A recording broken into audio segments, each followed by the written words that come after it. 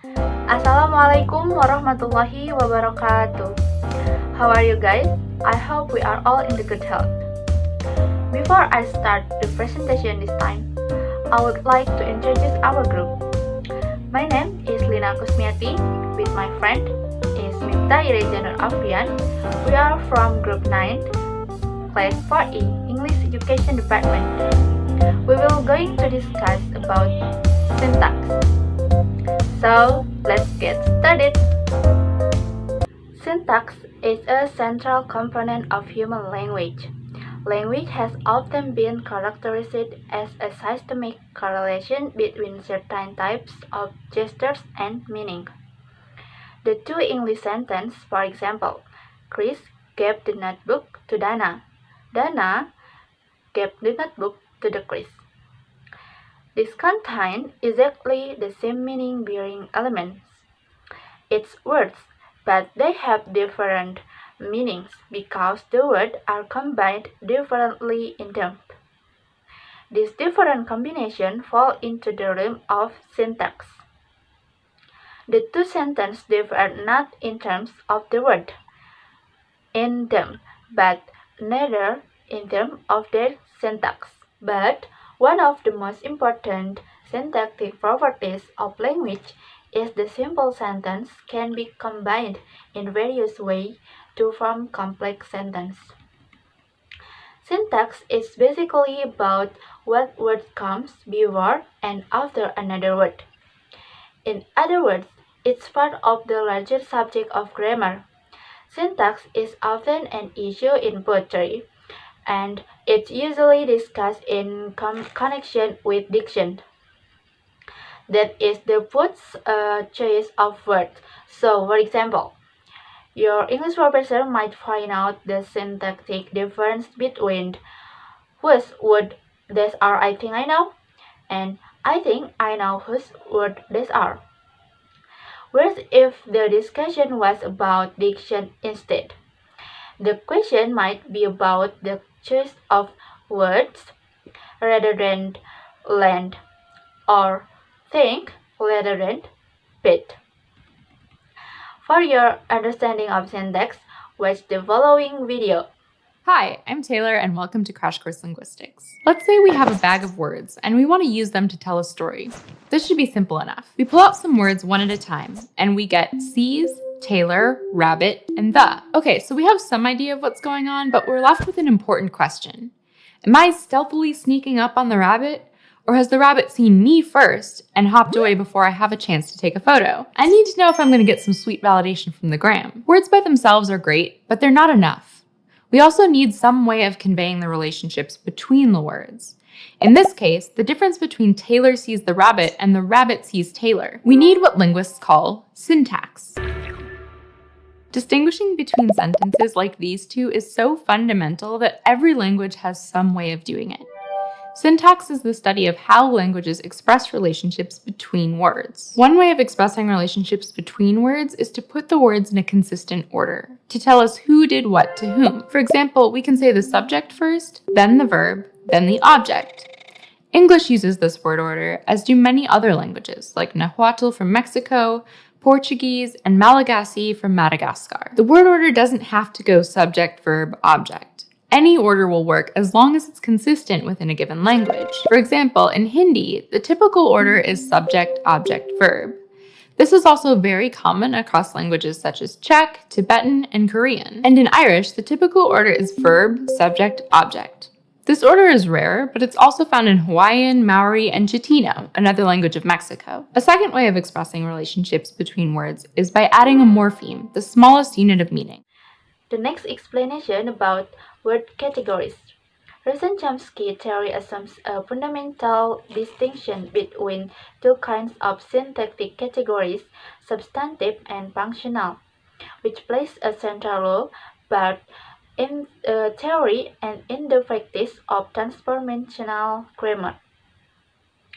It seems that some words have something in common with each other, and they differ from other words in the same way. Therefore, the set of words in a language is not a big homogeneous set. but consists of groupings of words that cluster together. We call the groups of word categories. Some well-known categories are nouns, pronouns, verb, adjective, adverb, and preposition. The first is nouns. Nouns do refer to people, place, and things, but that doesn't exhaust the extent of their reference. People, place, and things are prototypical nouns. If we are studying a new language, the category that we will call noun in that language will be the one that includes these are core objects. A few examples of such core nouns is teachers, house, and car. Nouns can also be formed from precising verbs. Adjectives are nouns by adding certain suffix, such as meant, shunned, hood, etc. So, the presence of such a suffix is good evidence that the word you are looking it is a noun. Second is pronouns. Pronouns are words like he, she, or you that let us cross-reference another entity somewhere else in the discourse or in the real world. Pronouns are words that take the place of nouns. Pronouns serve the same function in a sentence that nouns do. Most notably, there are the heads of nouns pairs. Pronouns come in several varieties. 1. Personal pronouns, such as I, you, he, she, etc. Usually refer to a previously mentioned noun phrase or to a clearly implied person. 2. Relative pronouns, such as myself, yourself, themselves, etc. Most commonly refer to the subject of the clause they are in. 3. Indefinite pronouns, such as somebody, anyone, everything, nothing, etc. Don't refer to specific nouns. 4. Interrogative pronouns, such as what, who, or whom, replace a noun phrase in forming a question. Next, relative pronouns, such as who, whom, which, whose, replace a noun phrase in a relative clause. And the last, interrogative and relative pronouns occur as part of more complex structure, which we will study in a later chapter. And third, verbs. Verbs are action or state words. In terms of their distribution, verbs are words that can appear after auxiliaries. Verbs change from two distinguished tense, and in the present tense, the third person singular from other person and numbers. This we contrast they walk, the present tense from they walked, the past tense, and he, she, it walks from I, you, we, they walk. Verbs also take the suffix ing. However, that this morphological test don't work for every verb. Fourth, adjective. Adjectives are words that describe nouns. Adjectives typically specify characteristics of nouns, or they limit the application, as in the large referent, an enthusiastic participant, or verbal force. Most often they appear before a noun, although they can also appear in their own phrase after certain verb known as linking verb, as in Wilma looks cheerful and they were happy. Fifth, adverbs. Adverbs are words that modify verb, adjective, or other adverb. In traditional grammar, adverb was a catch-all category for everything that was difficult to analyze. Many adverbs can also modify adjectives, and some can also modify words of other categories except nouns, as well as complete phrases and clauses. And the last, prepositions.